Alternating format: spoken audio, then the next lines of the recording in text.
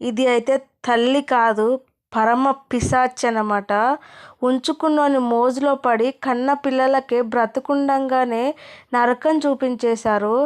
పాపం ఎంత చిన్న వయసు, వాళ్ళ శరీరం ఎంత స్మూత్గా ఉంటుంది ఇప్పుడు. అట్లాంటిది ఛార్జింగ్ వైర్తో కాల్చి మరి దాన్ని వేడి చేసి కొట్టారంటే ఎంత దుర్మార్గుడు, ఎంత సైకోగాడు వాడు, ఎంత వేస్ట్ గాడు.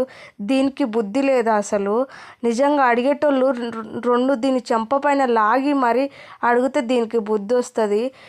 సీక్రెట్గా ఉండాలి, అందుకే నన్ను కొట్టినా మా పిల్లలను కొట్టినా ఏమని అనట్లేదు, మేము సీక్రెట్గా ఉన్నాను ఎవరికి తెలియకుండా అంటే, నువ్వు సీక్రెట్గా ఉన్నప్పుడు వాడంత సైకోగాడు అన్నప్పుడు నువ్వు వదిలేయాలిగా. నీ మొగుడు తాగి పిల్లలను చూసుకోవట్లేదు, పిల్లలకు పెట్టట్లేదు, అన్నం పెట్టట్లేదు కడుపు నిండా అని నీ మొగుడిని వదిలేసి నువ్వు వచ్చి వేరే దగ్గర ఉండి బ్రతుకుతున్నావు. అలాంటప్పుడు వీనికి పుట్టిన పిల్లలే కాదు, వీడు చుక్కలు చూపిస్తున్నారు పిల్లల్ని. కనీసం తినడానికి కాదు, వాడు పెట్టకుండా కూడా ఆ పిల్లల్ని ఇష్టం వచ్చినట్టు కొట్టి చంపుతున్నారు. రేపు మాపు అయితే సస్తారు అట్లాగే చేస్తే. అట్లాంటితో నువ్వు ఉంటావా? నీకేమన్నా బుద్ధి ఉందా? నా ప్రాబ్లమ్స్ నా ఇంట్లోనే నాకే తెలుస్తాయి, మీకు తెలియదు కదంటే ఎవరి ప్రాబ్లమ్స్ వాళ్ళకే తెలుస్తాయి, పక్క వాళ్ళకి తెలియదు. కానీ ప్రాబ్లం ఉంది అనేసి కన్న పిల్లల్నే వేరే వాళ్ళతో కొట్టించి సత్యస్థితికి ఎవ్వరూ తేరు. నువ్వు నీ పిల్లలను సాకడానికే కదా నువ్వు బయటకు వచ్చింది, నీ పిల్లలను చంపుకోవడానికి కాదు కదా. నీకు బుద్ధి ఉండాల్సిన అవసరం లేదా?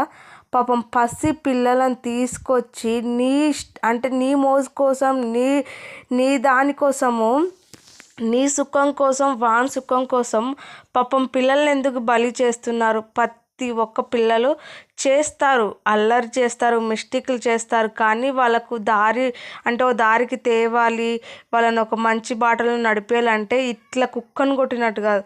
నాకు తెలిసి ఇంత దారుణంగా ప్రపంచంలో ఎవ్వరు పిల్లలను కొట్టి ఉండరు అసలు. అంత దారుణంగా కొట్టాడు వాడైతే. నిజంగా వానికి పుట్టిన పిల్లలు, వాని రక్తం పంచుకొని పుట్టిన పిల్లలైతే ఇట్లా కొడతాడా?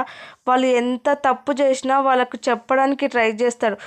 మరీ కోపం వస్తే చెంప మీద 4 దెబ్బలు కొడతారు, అంతకు మించి ఇంకా కొట్టలేరు.